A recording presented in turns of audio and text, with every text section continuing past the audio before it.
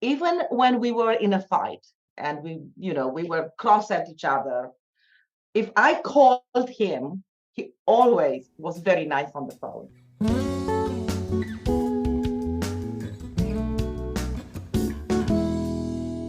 You're listening to With You podcast, where we talk about real relationships and life transitions. I'm David. And I'm Tara, and this season we'll be exploring marriage. Yeah, we'll be hearing couples tell their stories from different ages, stages, and backgrounds. And we all have a lot to learn from each other, so let's get started. Sounds good. We're just going to ask you to start by introducing yourselves, and then we'll start asking questions about your relationship life, which will be the most fun. Can you kind of give us a little overview of who you are, where you are, what you do? Dear, you are the first, please. Yes, I think the last question is much more easy than who I am. Yes. To start by saying what I do. I'm a mother of three living in Romania, this a country in Eastern Europe, very close to the more known Ukraine. Yes, I see your Cluj-Napoca mug. And I've been married 38 years with LIviu. Our children are grown up, are married, and we have 4 grandchildren. So we're probably one of your most senior couples to say that. I also teach at the university. I'm a professor of digital media. And I could fill a book with a story how I got there, but that's that's part of the marriage. So probably we'll get to talk about that as well. Yeah, but pretty much that's what it is. Excellent. This is And who what I about? am. Yeah, well, that's a small part of who you are, but that's a good start. Okay. And LIviu, what about you? Um, may I give you a poem? We would love a poem. In fact, this kind of poem is one of my ways to define myself. So, I am happy to be a sculptor. The whole universe is a gallery with sculptures. I start working. When my hands deepen in soft clay, when my hands touch the marble or the granite or the wood, I meet God's hands. God's hands are there waiting for me. I feel them.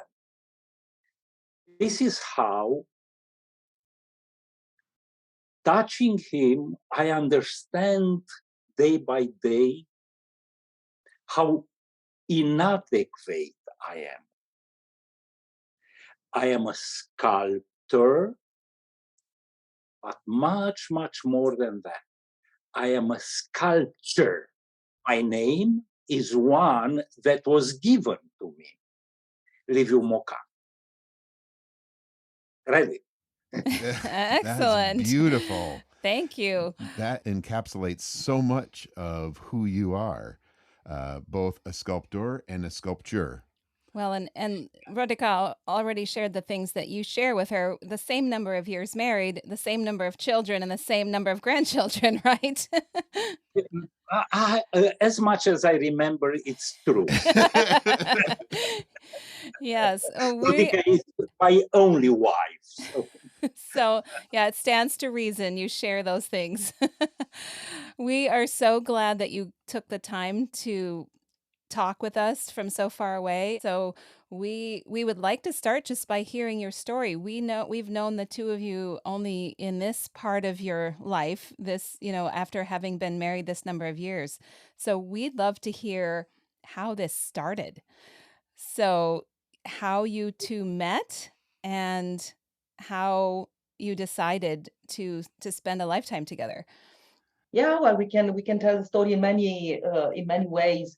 Since I teach digital media, my story would probably not be a linear one, but like a nodal one that can go in all kinds of directions. And probably that's how our discussion is going to be. But because there needs to be a beginning, I met LIviu within the context of our church. We are both Christian. We both grew up in devoted Christian families, so practicing Christians. And you should know the time. The time was during communism. And our story, it's pretty much, like the world eras, split into the before and after. So you will hear us often talking about before the revolution and after the revolution, because the revolution from 1989 has really had a great impact on our lives, and it really was a change of paradigm. So we met before that in the early 80s. And at that time, the communities were really very tight together because church community was also a way of survival. It was also a place where you found meaning. And it was also a place where we would evade from the reality. And I remember at that time, we had that strong feeling that, yes, we are citizens of Romania, but more than that, we are citizens of the kingdom of God, and, now on earth and then on heaven. So somehow we had this kind of split life. And especially within the circle of our friends, we were involved with some navigator missionaries who were teaching us, giving us resources that we couldn't find at that time, and really helped us to develop. So we met within that context that was pretty much underground. So this is also a story with meeting at different places and bringing in our friends so that the neighbors don't see them. And it was very interesting. It was very interesting to know each other within that context. Can you tell a little bit about that? It's hard to comprehend that you had to sneak people into your house. So I think for people listening, especially anybody that has been born after 1989, the context that you're talking about was there was a lot of suppression of ability to live freely and to be able to make your own choices and not worry about your neighbors or not worry about authority. Can you paint us a little picture? Actually, we were pretty much aware at all times that there were snitches, we call them, everywhere. So people were made, sometimes forced, sometimes tempted, sometimes by their own willing. They were snitching on each other and spying on each other. I'll just give you an example. If you had a small demeanor, an accident or something, they would keep you there, and they would say, if you become a collaborator, then I can arrange so that you do not have to go to jail for, I don't know, you killed someone in an accident, or you had another type of problem. So those people would turn and become then the collaborators that would spy on you. Now, one of the things that the communist government was very much trying to control is all the influence that comes from the outside. So there were very strict rules. We were not allowed to host in our houses foreigners. If you were our guest, you could not sleep in our house. You would have to you would have to take a hotel. So very often our friends that foreigners that came in, they started to dress like us and wear handmade sweaters and have a plastic bag with them or something, so that they don't look suspicious. And then we would have friends from other parts of the country, and we would gather in one home.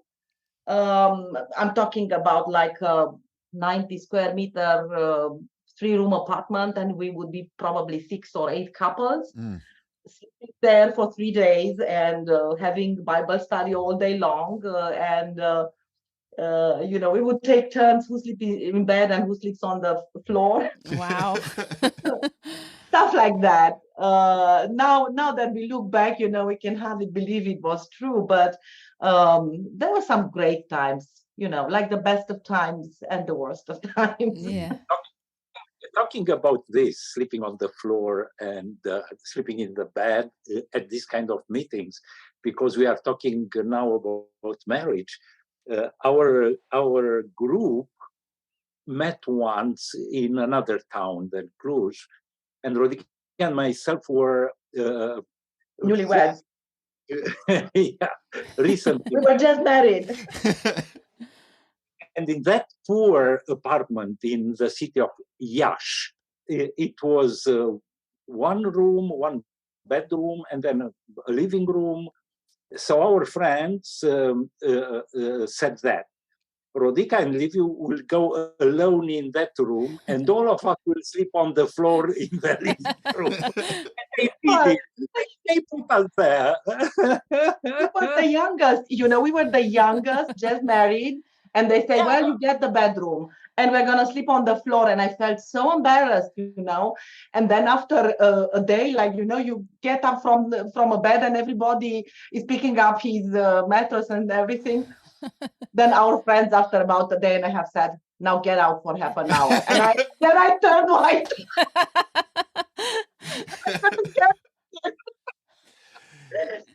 So yeah, it was fun, but that was the context where we met, and in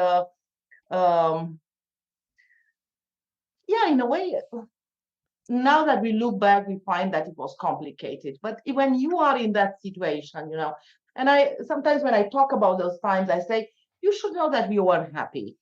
We knew how to have fun. We knew how to, I don't know. The ration that we had at that time was about 1 kilo of meat per month per person. Wow. 1 liter of oil and 1 kilo of sugar per month per person. So when we had meetings like this, we would save food, for a month or two, and then we would have a feast and we would enjoy it. And now with all this pandemic and all the scare that there was going to be scarcity of food and everything, we were like, oh, we've been there, done that. It cannot be that bad, I mean, you can cook from anything. I can feed 8 people with 2 eggs and some potatoes, So, you've learned to do lots of things, and it was fun, and we had to be creative, and I think it was fun, wasn't it, LIviu? Extremely fun. Really, under the pressure of communism, we experienced God more than we experience him now in so-called democracy. There, he interfered in a very direct way in our lives about everything, food, clothes. It was wonderful. Communism was not good, but our lives with God was wonderful, absolutely wonderful. In hard times, you have to depend on God.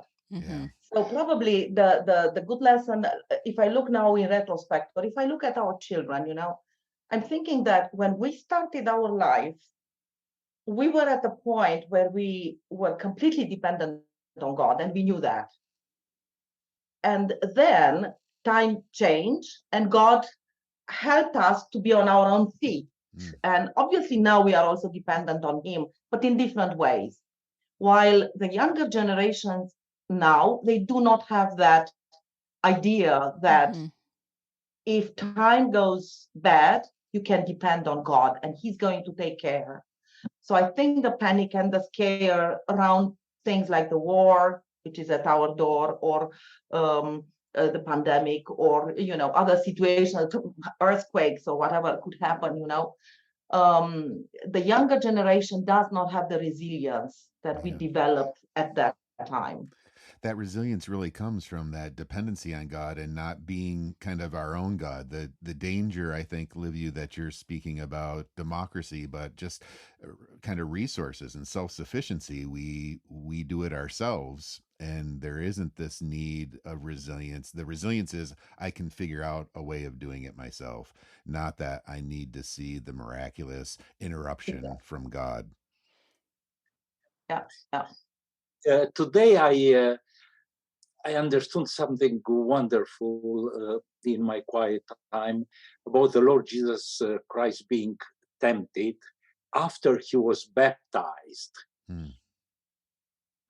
It's incredible. The destiny of the Lord had so much to do with the history of the Hebrew people. The Lord was baptized in Jordan, and the Israelites got in the Holy Land through Jordan. Mm. And then in the desert, they were tempted for 40 years. And Jesus was tempted for 40 days in the desert. Mm. Now, why I mention that is because under the communism, we were in a kind of desert. Mhm. But there, the miracles of God are daily interference of God with us, because in the desert, where there are no banks to give you as much as you want immediately, they are not medical clinics, and you go immediately if you are ill. You depend in the desert. You die, or God will do something for you. Yes. So from this point of view, communism as a desert was splendid, as the desert for Jesus Christ was splendid, because there he had those needs of bread and water, and the temptation came on him as they came to the people of Israel in the desert, and as they came to us under the communism. Yeah. It really helps to hear that context of how you started to relate to each other. And it sounds like one of the benefits of that desert was that you found such a tight-knit community of believers that Yeah, you could trust. definitely, Yes. definitely, And you were in that definitely. together. Had you grown up in this same community together, or how old were you when you In started the to? same town, but not the Mhm. same church. Mhm. But there were cross communities between churches, so Mhm. we knew about each other through various friends, and then I remember there was a wedding of a common friend, and then he said a poem in the church, and I remember looking and said, so this is LIviu Mocan. Mm. So you know the So for first me, time that's how I saw him for the first time. you noticed him when he was reciting a poem at a wedding. Yes, but I told him, don't try to recite to me because I'm an engineer and I'm not the type. I'm not the poetry type. Don't take your chance on me. So, Yeah. LIviu, we when we have a joke about that. We have a joke, but I'm jumping a little bit. After we came back from the States in the 90s, he worked for a whole year on writing poetry. So it was the early 90s. We had a computer, and he said, honey, would you print my poems? So I typed them all, and I typed them nicely, and I gave them to him. By that time, I just came back from the States, where I got an art degree, me being an engineer. So I give him the poem booklet, and he says, so what do you think? So I said, honey, I got an art degree so that I can understand your art. I hope you don't expect me to take literature to understand your poem. Study letters to understand your poem. So then he left it. That's a lot of work. And this is why I don't write poetry anymore. Aw. No. You do.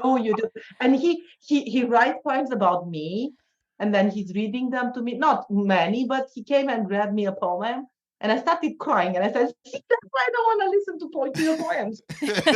Don't want to get emotional. It goes to the heart. It bypasses the mind of the engineer and goes to her heart. Yes. So, LIviu, Rodica noticed you. When did you notice her? When did you go,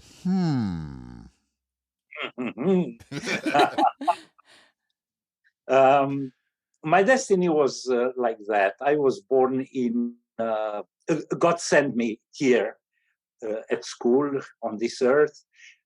through a poor family in a village. They were farmers, but believers. So life was wonderful in my parents' home, wonderful in the countryside. Animals, Bible, church, waters, whatever. But then communism came and confiscated everything that my parents had, land, animals, so on. So they came to town to give us education. We are 3 children, because there in the countryside, they had nothing to give us as parents, because communism confiscated those things. So here in town,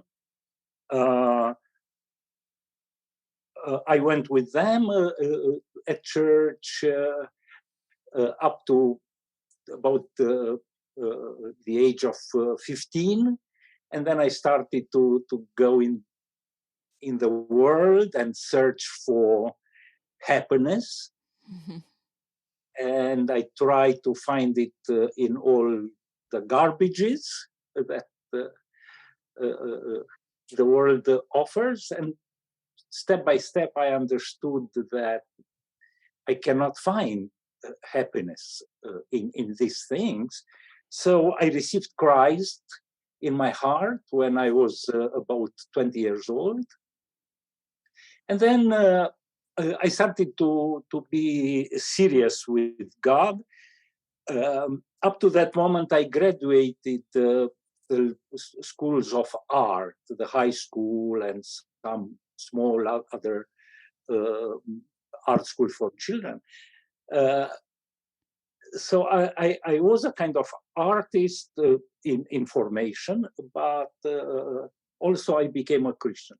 So from that moment on, I started to study the Bible, and I had the privilege to be invited by these navigators that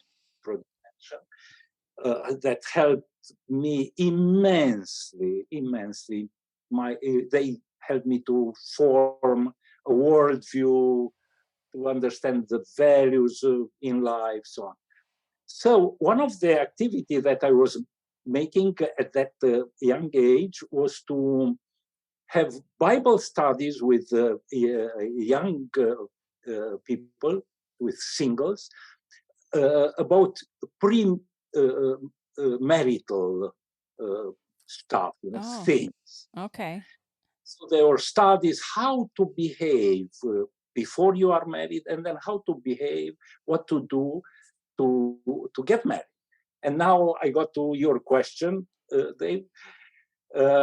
In my church, they came different young people from all over town, including a very sharp young girl named Rodica. I heard about her quite a bit, but then because I was making a kind of dialogue with people more than to preach to them, we were studying some passages, but I asked them for interpretation of those texts, and guess what? Out of all of those, somebody was getting up with brilliant answers. And then I said, look there is something there, So I kept watching her, and I enjoyed her more and more. Before making those studies, I made a profile of a person that I would like to marry. Okay. That profile had 40 characteristics. 40? Do you still have that list? We can do somewhere. We could put it up on the website to help other people kind of suggest lists. So you had a list. You want people never to get married? But I will give something to the non-married people that is even better, more helpful than that 40 points list. The fact that reading and working on those characteristics, at a moment I said, hey, are you stupid or what? Do you have all those 40 characteristics that you are waiting for? So I reduced all of those to 4. To 4. Okay. Okay, that sounds more realistic. So you But realized those- that was kind of unattainable list if you included yourself in there. So through those 4, I was watching the girls around. The Mhm. first one was to be a Christian, Okay. and they were beautiful girls around, beautiful, but they were not believers. So I didn't pay any attention to them because I wanted to marry a believer. So I was watching Rodica through these 4 characteristics. Another one was to love people, to serve people, to do something for others. So I proposed her once to meet in a restaurant, and there I asked if she wants to be my friend. And in that moment, you say, Rodica, what happened to you? Well, let me come back to your study when you organized that study. I went there and it was very interesting. And I was a third-year student, and I was very busy, and I had 2 Bible study groups with girls and so on. So I was like, why am I going there? And I realized that actually I like the guy. Ah. And there was a long line. So everybody was talking about him. He was like a very eligible bachelor. He was around 29. Okay. And I was like, I'm not going to stand in that line. So I stopped going. Oh. I just stopped going there, and I said, fine. I turned and I minded my own business, But then he arranged somehow, okay, let's make a group to discuss and to go in a camp, and let's talk about these issues if you want to talk about this subject. So when he said that he would like us to be friends, more than friends, so that he's very serious about it. I was like, he said that I turned white and I slipped in my chair.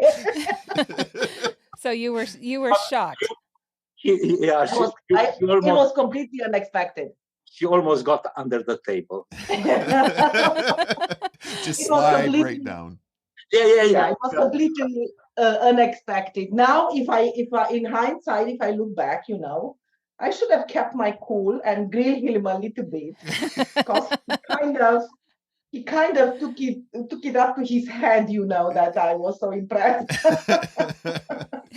Right. Anyway, that was 1st of March 84, and by January 85 we were married, and that's the short version. Wow. So once you had kind of stated your intentions, it didn't take long to get married. Well, it didn't because first of all, at that time people were getting married. Yeah. Now they kind of marriage is something that they contemplate from a distance for a long time. But it was also a sort of, what are we expecting? I mean, I never planned to marry that young. I was 24 when we married. I would have waited more, but he was around 30. And at that time, we were among what these days would be 35 to 40. Mm-hmm. So a lot has changed. But at that time, at 29, him not being married was a big thing, So we kind of said, okay, I don't know what else can we expect, And in a way, I think it's very helpful when the partner comes from a similar family with yours. You have a similar background. We were known in the community, both my family and his family. So that kind of helps. It's not like you take somebody, out of nowhere that you meet on a flight to Tokyo, Mm-hmm. Yeah, I think it made sense. Now, I don't know if this had any kind of influence on our children, but our children, 2 out of 3 children married like our boys married like this, and one married at 21 and one at 22. Oh, wow. And so they grew up with this idea that marriage and relationship is serious. And when they found a girl that they felt that it's the right person, they just said, okay, that's it. They married and they are really happy, all of them. Our daughter, she married with somebody that came from another type of background, but even in their case, they didn't wait too much. And yeah, I think things are changing now a lot Yes, they even in are. Romania. And Changing a lot. people are waiting longer. Mhm. You know why I was waiting long? Because 29, it was a long time for that time. Um, I share with you the fact that the Lord Jesus came in my life, and then I started to become serious with Him. So I kept asking Him, "What do you want to do with me, with my life?" Mm. And one of the main questions was, "Lord, would you want me to remain single? You want me serve you in this way? I don't know, as an artist or as a priest or whatever." Every year I went in the mountains in the days of my conversion and my baptism.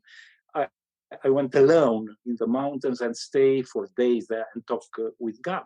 And year by year, I asked him, "You want me single or you want me married?" Mm-hmm.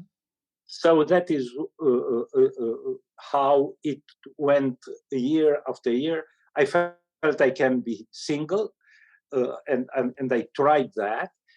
But then the sexual pressure grew up so much in me. Then I understood from that text from the Bible that says, if you burn, get married. Yeah. If not, that burn will take you to sin.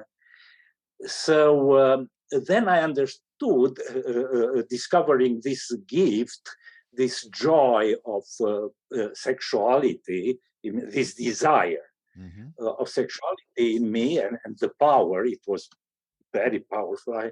I couldn't postpone it anymore in order to remain holy, to remain clean. So I said, okay, I see that you gave me the gift of marriage, not the gift of singleness. Who is the girl? And here it is. And LIviu, I love how you talk about that in terms of gift of singleness and gift of marriage, that it's not one over the other, but both are gifts, and it's about an awareness of kind of what God has for you, in which gift is he giving. That is why I was waiting to understand what gift he gave me, because in 1 Corinthians 7, God tells us that both of them are gifts. Yeah. So I was waiting, and then I understood that God gave me the gift of marriage, and here is Rodica for 38 Yeah. So it sounds like when you invited her to that meal, you already had the future in mind. You were already thinking seriously. Oh yeah, he was very serious. Well, My sister-in-law, his sister and his brother's wife, later told me that about a week before March 1st, we were at a wedding, and one told to the other, "Come, I'll show you Liviu's future wife." Oh. I didn't, So they knew before I knew. I didn't tell her yet anything. I was searching, talking with people, asking for advice. so on, from my family, from friends. Oh, First, that was presumptuous. Yes. I was searching. That was very important for me. I was searching to find out if she has a boyfriend. Mm-hmm. Oh. That is why I didn't tell her anything about my Talk feeling, with my ex. and search, ask questions around. Does Rodica have a boyfriend? Because if she would have, I wouldn't tell her anything. I would let her follow her destiny, you know. Mhm. But when I found out that she's single, I was very Yes. Yes, and we heard that there was a line of women who would have been interested in you, but did you have Yeah. the assurance that when you met her and professed these feelings that she would return them? Did you feel confident that she'd feel the same way? dear. First, this is between God and me, not between me and Rodica. And you were very presumptuous. Let me tell you, please, the other two. Yes, yes. Yes. So we have the first two in terms of service and loving Let's Jesus. watch out how you say the fourth one, okay? I have an idea of what the fourth one might be. So But I mentioned the other two just because Rodica now is a proof after 30 years that she's excellent on all of those. Yeah. Okay. okay, so love Jesus, serve others. Be intelligent. Mm. But what I mean through that is to have that kind of capacity to communicate with me, you know, Mhm. because I had before a girlfriend that was very intelligent, beautiful. She was beautiful. That is why I Yeah, that's the fourth one. but she wouldn't pray with me. Mm. She wouldn't communicate deep things. We were sitting one beside others. I kissed her. I enjoy her body.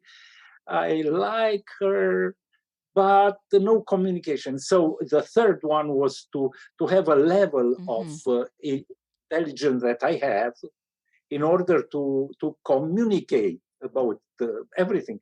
And this is why when we were friends, we were talking hours and hours every day. And then when the day was gone, I got her home. And then when I got home, I called her and talked again for a few hours during the night. Because That's a she sign. That's a That is a Yes, that's a sign. good sign. yeah.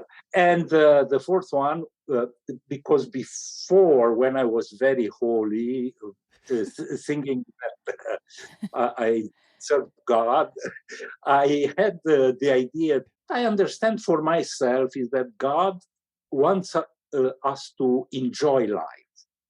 God gave us a life here on earth in order to be happy. Mm-hmm. So I was searching for somebody that I would like to make sex with. Yes. and we heard about you guys after marriage got the bedroom in the kind of a spiritual retreat cabin. Yeah. So that one must go okay. I think we can go on to the next subject now. So I'm ready to go to the no, next one. as a therapist, I have a few questions about your sex life. I don't. Tara's going to take the conversation a different direction. Right. I don't think your children want to hear that. No, they don't. No. I think a question raised in my mind. Why do you want the discussion to go further? Then we will finish soon. No. I see what you did there. Well, hopefully you can edit the interview. Yes, we can edit things out. But We're we not won't. going to. Because these kinds of stories are so helpful for some of the younger people to learn from, including that sex can be a really important part of a marriage relationship, you know? And that kind of mental communion and physical communion are both really important. Yeah, some Christian that wants to be super holy, then they neglect the beauties that God created. Yep. It's God. Sex is God's invention. It's something absolutely phenomenal in that frame that God created in marriage relationship, not outside, not before, but there. It's something splendid. Well, let's talk about that frame of marriage. So you noticed each other, you've kind of spent some time together. And Rodica, you went from kind of that first date to 6 months later, you're married. What was the process like? Was it 6 months or was it a year? It was a year and a half. About 9 months until 9 we married. months. About 6 months until he proposed. I'm Yeah. a Okay. therapist. Math isn't my thing. So Yeah, and you Well, sent it's us some interesting. beautiful photos in the snow of your wedding. So we'd love to hear about, and I just wanted to touch a little bit on what LIviu said about kind of asking family and friends. We've heard that in a lot of stories, and for us it was important that our family and friends who we trusted weighed in on agreeing that this was a good match. And I think that's important because the people who we love know us well and can point out sometimes if there might be some red flags, or it sounds like your community was in support of this relationship. Oh, yes, definitely. And I think you are right. It is very important because when you fall in love, then you really fall and you don't see Mm-hmm. very clearly. So to have somebody that sees more clearly and can help you to see signals, it's really important. And I think that love can overcome a multitude of difficulties, even like, let's say, like you said, you marry somebody with special needs. You can, if you love the other person, you can overcome all kinds of difficulties. And nobody guarantees that even if you are completely healthy, you will stay healthy. So that's, I keep saying that marriage never comes with a warranty. Or instructions. Instructions. Yeah, at least instructions if we had. So that is helpful. At first, after we married, I remember we didn't meet that often because we were kind of very busy, both of us. He was a kind of a freelancer at that time, freelance sculptor, stone cutter. And I was a student, and I remember we would put out our agendas and meet every 3 weeks or something. But like LIviu said, we talked a lot, we communicated a lot, and then by September we decided that we want to go together, to live together in terms of getting married and having a life together. But as a stonecutter, and this is a few stories from the times and from cultural stories. November 1st is in our area called the Day of the Dead. It's the day when within the Orthodox tradition, people go and visit cemetery, and I think in Mexico they also have this Day of the Dead. It's and in our area in Transylvania is very specific, and you always lit candles, so from the distance you can see the cemetery all lit. And sometimes the priests have liturgies for the remembrance of the deceased and so on. So LIviu, as a stone cutter who was making funeral stones, was always very busy, and he made the salary for a year within the time of about 3 months. So he was very, very busy. And it's interesting that we decided to have the engagement on November after, so November 17, after Day of the Dead. So I spent a lot of time with him in the studio, and I started to help him with stone cutting stuff. And then we said, well, what do we wait? Okay, first time usually weddings are in the summer, but we said, are we going to wait until the summer? So we looked in the calendar, And we decided for January 13 because it was the first Sunday after Christmas fast. Now we come from an evangelical community, but a lot of our relatives are Orthodox, and we felt that it is a respect that you show them not to make the wedding during fasting times, because then they would not be able to attend the wedding or to eat or whatever, you know. So this is why we planned it for January. And now the nice part, when he told our pastor, what they would do in church would be that they introduce the young couple that they are engaged, and then announce when the wedding is going to be. So when he talked with the pastor, he told him that we're going to have the wedding in the winter, and we never knew anyone else to have the wedding in the winter.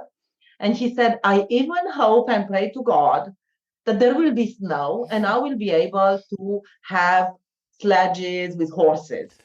Now, that was at a time when for 4 years it rained at Christmas. Normally in Romania, we had good winters, but it just happened that the previous 4 years we didn't have snow almost at all.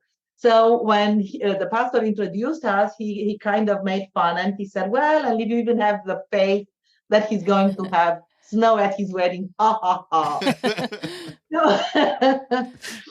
In December, he already talked with a community, with a village next to Cluj, and he reserved 6 sledges with horses and everything. And the week before the wedding, it snowed so bad that they stopped all cars all the cars were stopped from driving. Only buses and taxis could drive. Wow. That was also a way of, saving fuel at that time for communists because of the shortages. But we had sledges, so when we got out of the church, there were the horses, and there are people that after 30 years, they say they still hear the bells. And when we were coming out, the horses were entering, and they wouldn't understand what was going on. It was like a fairy tale. Now, you probably can see in the pictures that it's like in Dr. Zhivago, that kind of... That's exactly what I said when I saw the picture. It reminded me of. Can you guess the temperature during the day? No. In Fahrenheit or Celsius? I would say 0 Celsius. It had to be cold because you have a blanket around you and you're cuddled up, Well, except you just are in love with your groom. What? Minus 22 Celsius. Oh. No. And that night, it was minus 33, which is minus 27 Fahrenheit. Wow. That was our wedding day.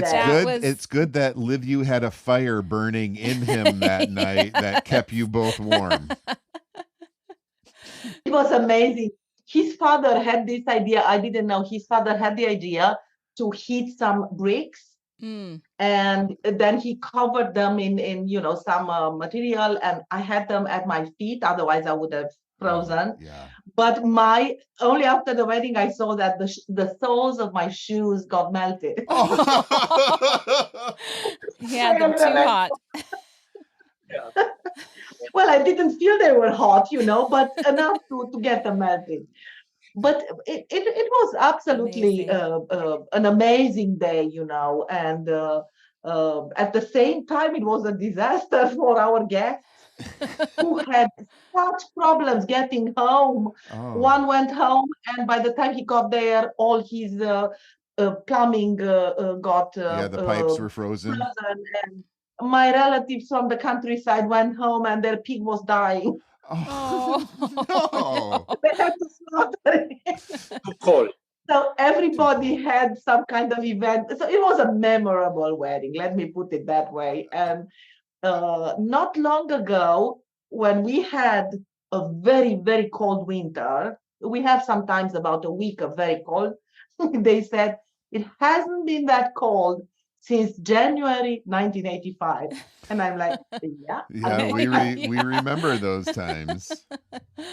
So I want to fast forward. I know, Rodica, we talked about jumping around. So we're at the wedding. Yeah. I want to jump around because you all are now. Is it fair to say in the second half of life? Is that a fair statement? Probably the last third. Okay, the last third. I was trying to be nice, but what does marriage look like in the second half or the last third of life? How is it similar? How is it different? Because we're talking about some of this romantic and tingly feeling parts, and we all know that have been married for a long time that shifts. So as you think about marriage now, 38 years in, what's similar and what's different? What are the unique challenges now that you couldn't even imagine then? I keep telling people that it's so much better. I wouldn't change for anything. I Mm. wouldn't go back. And you are right, it's not in the same way, but I think in many ways it's better. Because remember, when you marry and you're young and you think you have the whole life ahead of you, you also have all the burden of the things to do ahead of you. Mm-hmm. Find a place in life, find a job, to find significance, to gather property, to have a house, to have a car, to all these come over you like a flood, and it is very hard to juggle, and that's where we start to fail. Either you invest too much in your profession and then you neglect the wife or the children, or you invest too much in the children and then neglect your husband, or the other way. You chase too much the fact that you want a better house, a better neighborhood, a better job. You're always running after something. Mm. Well, it comes an age when you stop running and you just start enjoying. And I feel that's where we are. How about for you, And LIviu? That is so beautiful. yeah, well, LIviu, how about you? Uh, what were you talking about here? We're talking about getting older and not remembering all the difficulties earlier on in marriage and how there's unique challenges. I didn't hear you well. He's playing into you calling him an old I there, know, Van I Dyke. know. I'm in so much trouble next time we're together. I can feel it already. Yeah.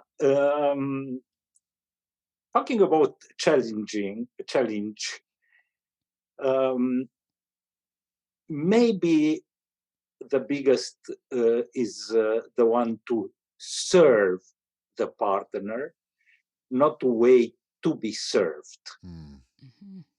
In our marriage, because both of us are alpha characters, Rodica is a very strong person. I wish people could see this. You just growled at the screen. It scared me a little bit. Rodica, please continue to talk.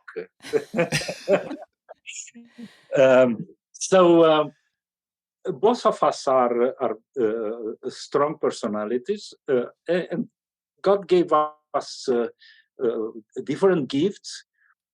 But more than that, our way of being, our temperament is very different. I tell you, and Rodica does not like me to say that, but she knows that is true, that we are so different.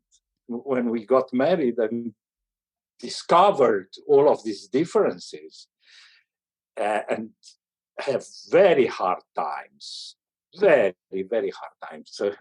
It was kind of third world war, like war in our home, So I think very much that if we both of us wouldn't have God in our lives and the Holy Spirit to help us, and God rules in marriage, so on, I think we would have been divorced in a month or something.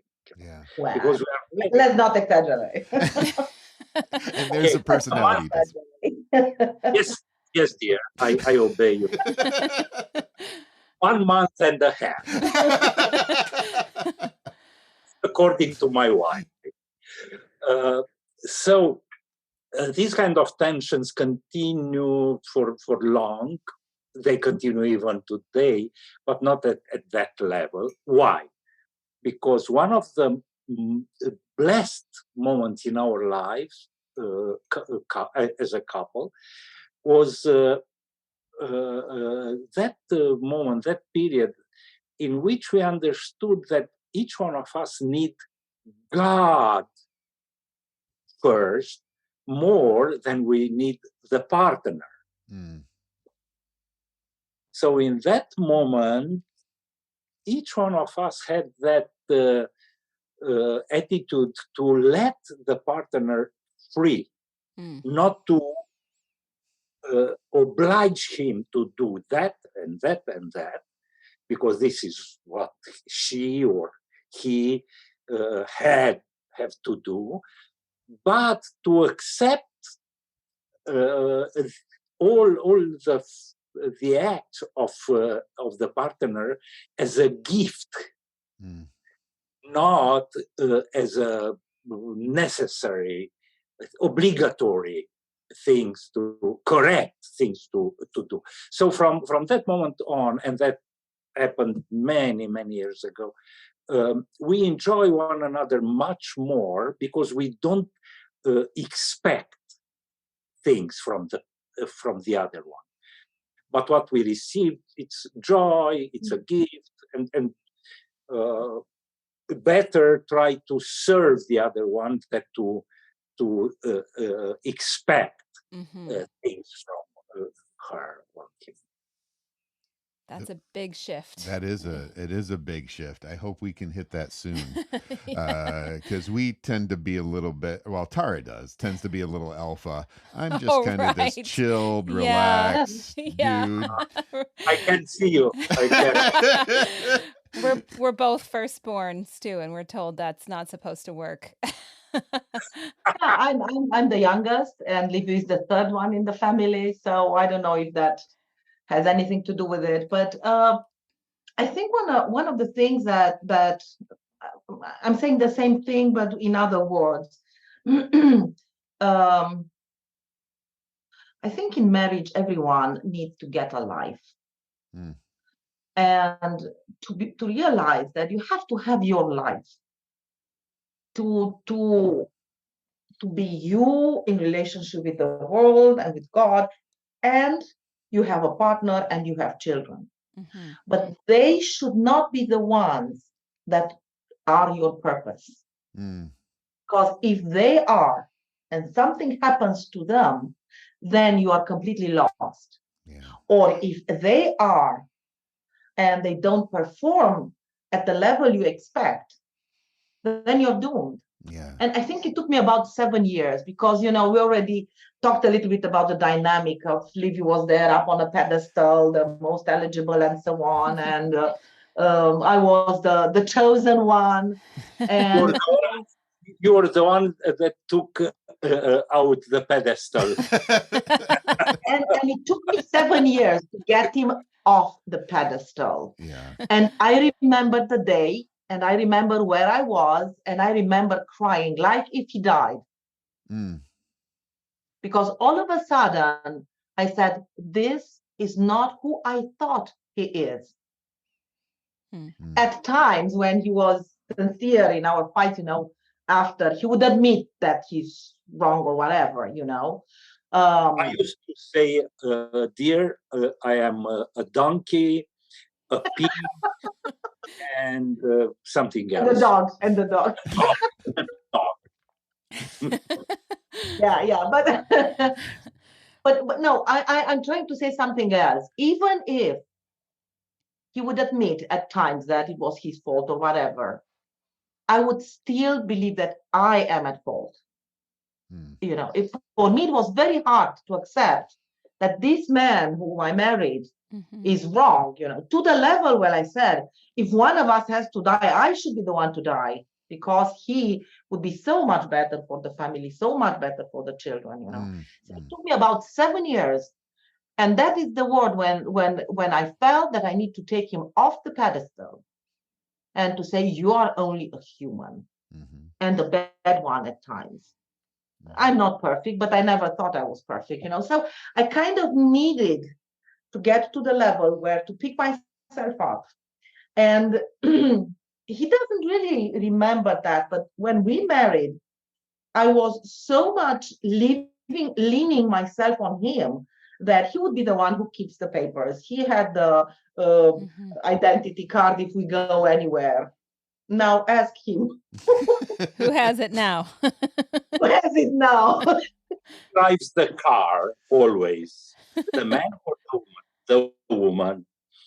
Who is all the holidays, the ticket, the plane tickets, everything? The woman. So what I'm saying, it just happened that this was our dynamic. Other people have other dynamics. Yeah.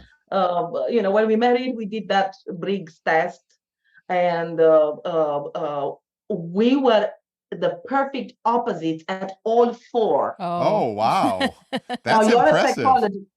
It's impressive, and not only that, we were complete opposites, but when they talk about matching this and this, matching these two, I remember like it was today, and we were only 1 year married. They say, in the unfortunate case, when a couple with this characteristic gets together, they're going to be on a big surprise. And it was true. Yeah. No wonder it was almost World War III. That makes sense. Yes. And you see, all the dating didn't help. It doesn't help to realize the implications of being so different, or even being different, because you only see the things that you want to see or that you like. I had no idea what it means to live with an artist. Actually, I didn't have an idea if he's gonna be an artist. He didn't know. See where the problem is, you don't really know. And I was studying engineering, and he had no idea about anything about the mind of an engineer. Yeah. And how frustrated an engineer can be in the presence of an artist who is completely practical and in this high spheres, So I think this is where love helps, because if it's not love, and also if it's not God, and then if it's not the commitment and the fact that you said, okay, I said for better and for worse, I'm gonna keep going, Yeah. It's really hard to stay with what you discover after. And we were normal people. I mean, I'm not talking here about scenes or just personalities, Yeah. And I think, Rodica, the things that you bring up, that commitment to something other than, we talk about this, and I playfully kind of touch on this with Tara of like, when I retire, I want her to be my hobby. And she's like, nope. She's like, retirement for you is death. But it's that, like, it should never be that my satisfaction, my completeness is her or her responsibility. There's this kind of idea of we're in this together for something bigger than just meeting each other's needs. But that's a hard thing, because the media, I mean, this, the media is all about find your other half, find the person that completes you, not that you're a whole person that you enter into the relationship, but you're looking for a completion. I think that's a lie that doesn't set us up for success. And then the second piece that I know about you both, and just hearing as we're listening, the curiosity that you might be completely different on the Myers-Briggs test, but the thing that is unequivocal is that you both are curious. You're curious about the life of the mind. You're curious about nature. You're curious about God. You're curious about LIviu, about the senses. I can still remember coming to your house and I couldn't get inside for the meal because you wanted me to smell and experience this quince, which I had no idea what a quince was. You're like, just smell this, David. And I'm like, I think I have a little bit more of an engineering brain. I'm like, I don't know what's happening here. And I'm like, oh yeah, it smells. It's a And fruit, you're yes. like, but no, smell it. What does it smell like? And I had no Probably idea I what. was frustrated that my roast was getting cold. That's right. Well, and you've made it very But clear, and we know this about you, that you both you have a lot of differences, and you've found your own areas of expertise and things that you study. And we think that's really beautiful that you have your separate things and that you have your things in common as well. And so we're wondering, just a question, as you lived this many years together, what are some ways that you intentionally find connection? Because I know there's many different things that you do, and that we see a lot of couples start to live parallel lives as well, where they do have their separate things, but they become just living as roommates, sort of with their separate interests. How do you find that connection with each other? yeah, I wanted to mention here, something very interesting. When I look at the screen, I see you two together, and we are in separate rooms, each one in his room. Um, Next to that moment of understanding that I need to get him off the pedestal and to get him on the ground at the same level with me, and he kind of accepted it.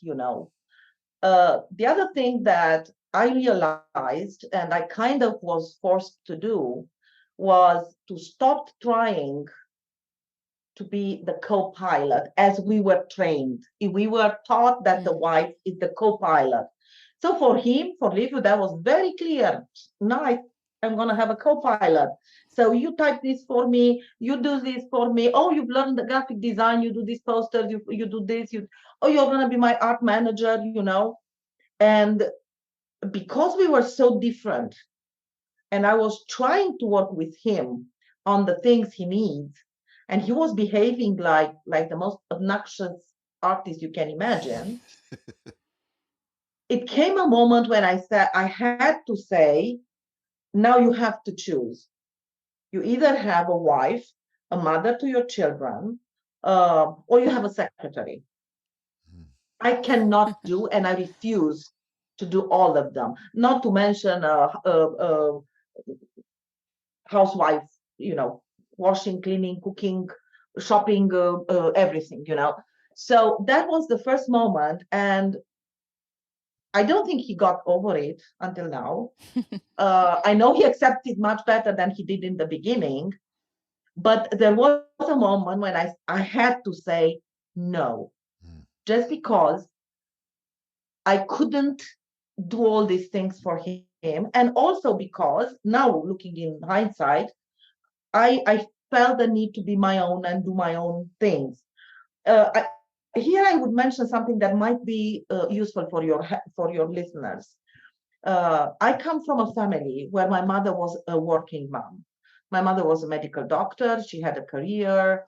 And all the life, I grew up with this. It was a normal thing for my parents to come to work at 4 o'clock, spend an hour together, eat, talk, drink their coffee, and then each went on their way. My mother mostly with housework, my father with his hobbies, choir, music, and so on. LIviu comes from a family where his mother was a homemaker. So our expectations were very different. He didn't know how a woman like my mother lives, or how I see marriage, or how he sees marriage. And we didn't know how to talk about these things. But the moment he realized that that's important for me and that we need to put an end to this kind of dynamics, he started to support me in my education in ways that people around us wouldn't understand, or maybe they judged. I went back to the States by myself for 3 months to finish my master, quite 2 years in a row, 3 months at a time. That was in the early 90s, 92 and 93. And he stayed home with a 6-year-old and an 8-year-old for 3 months, 2 years in a row until I got my degree. Now, having a master's degree from the States in the 90s, I didn't know anyone before me. So I was kind of a pioneer in that way. And I was very grateful, and I realized that God is offering me something very special. And I kept asking, why? What do you want with my life that you opened these doors for me, And from then on, we developed such a dynamic where he supported me a step to develop.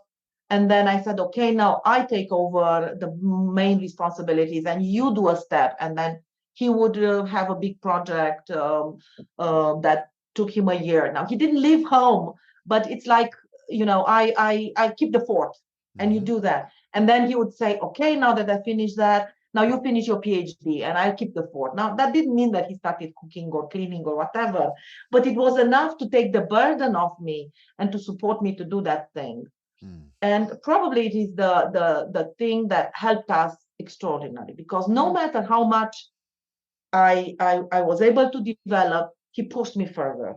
And then it just happened because I went into the direction of art, that what I developed helped him professionally. So he started to pick on my knowledge about technologies that can be used in art, and he started to use them in his work, and he's very curious. And some years ago, I took again the Myers-Briggs test, and we are not where we were. Interesting. And we had this joke. We said, if I want to change you and you want to change me, what happens if we both succeed? And we go this way. Yes. And I think now we are, somewhere cross the lines. He's the more extrovert than I am. He's much more technical, and I started to learn to be more intuitive and to more pensive and to think, So we can see how we changed each other, and we are who we are because of each other these days. Yeah, right?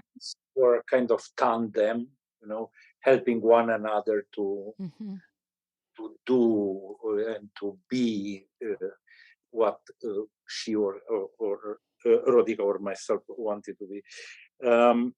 So what we learned about marriage is to give space to the partner and to encourage and help him be what the partner wants to be in front of God, and so on. So we succeeded in that very much.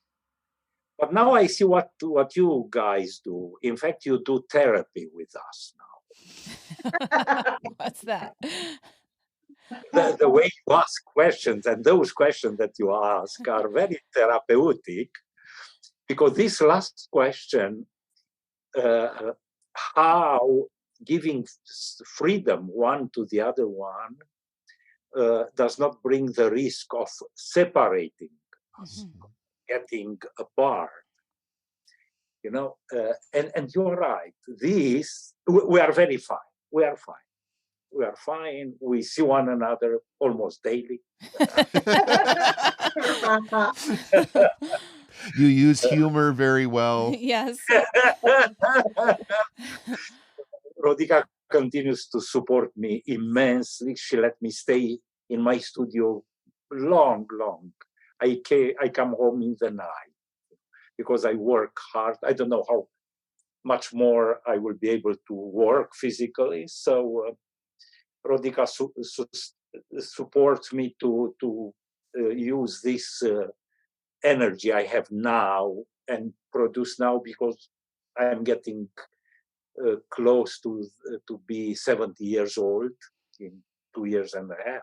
So Rodica gives me space and helps me do my dreams. But you are right, Tara. The risk is there to give too much space to the partner. So here we need to be very careful not to give too much respect to the other. Yes. Well, Well, we, no, I think there's never too much respect, but I would answer here.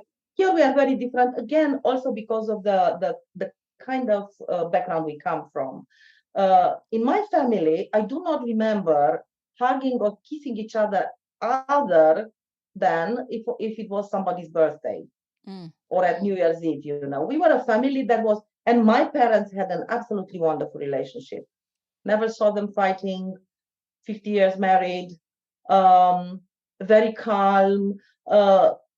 We never said to each other, I love you, but we all knew that is there. So it was a family that did not talk affection, but there was a lot of respect and a really model marriage. mhm, In his family, when we married, I realized that every time they met, they kissed, that they talk much more and they express feelings. And I was not comfortable. And even now, I'm not. Sometimes I feel that he's suffocating me. And he has this need. And he called me that I wake up in the morning and I have all this in my head and I make my coffee. And he's like, you didn't even stop to my room to say hi to his, where he's now in his studio. Yeah. Um, and I'm like, I didn't think it's morning. My parents got out the door, at 6 o'clock in the morning. Nobody stayed to no. So there's a difference there. But yes. I agree with him. And I can remember the moments when we started to drift apart Mhm. and when I realized that there is a problem. So one of the things, I don't know what he's doing, but one of the things that I started to do was to accept more activities that engage us together. Mhm. Mhm. He's invited in another town for an exhibition, and I said, "Yeah, I come. I'll drive you. I'll drive you there." I have no curiosity of spending the evenings with all those artists because my artist is enough for me. One is But enough. I do enjoy driving. So 5 hours drive, and then we stop and then we talk and we did more and more of that. Now we are at the level where maybe we do it every month or every 2 months, some kind of activity together. We are going to go back to ELF in May. One of the reasons we go is that that's something that we can do together. Together, Mhm. yes. We'll come to Wheaton. We went 2 years ago to Wheaton. Those are things that intentionally we put in our calendar to Yeah. do together. Yeah. Yeah. Now, one There's of the things that he does not like to do and he does not know how to do, and that was my biggest frustration in life, is holiday. For him, holiday is to lock him in the studio and throw the key. yeah.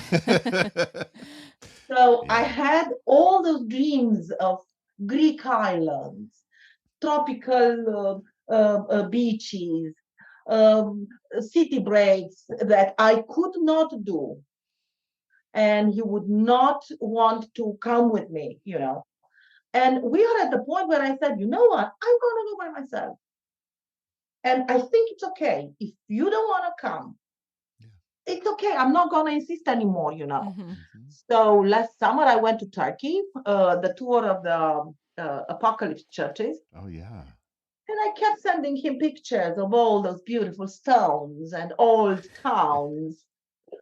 So now probably I'll convince him to come with me on the next trip. So these are things that we still have to work on. Yeah. How to do holiday together. Yeah. For LIviu, working is holiday.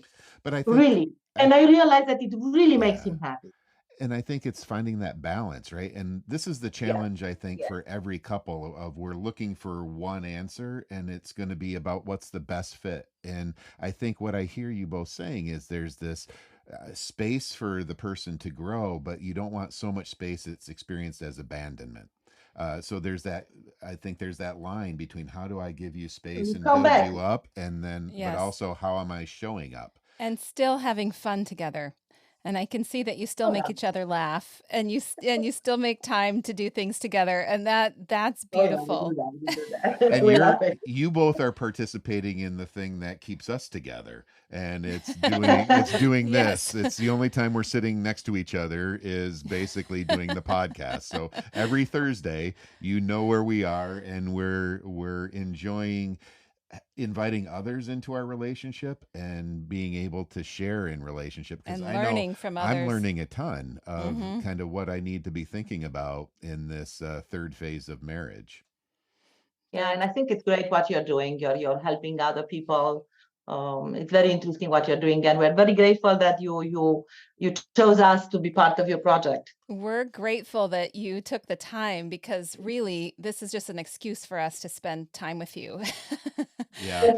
And hearing your story is just, I think it's going to touch a lot of people. I learned a lot, and I'd love to talk a few more hours. I know I didn't even get to ask my one, like the most important question is, how has technology affected your marriage and family? But I think we're going to have to wait. We'll have I to have know another. I know it's heading towards late at night over there in No, we're Cluj. fine. If you're okay, we can go on, but you know how long the podcast can be. We'll probably have to do it Yeah, a second we might time. have to make this a two episode thing. Yeah, we like it. Hours, friends, 2 hours. Yeah, and I'm excited to see it. Thank you very much. Thank you for having us.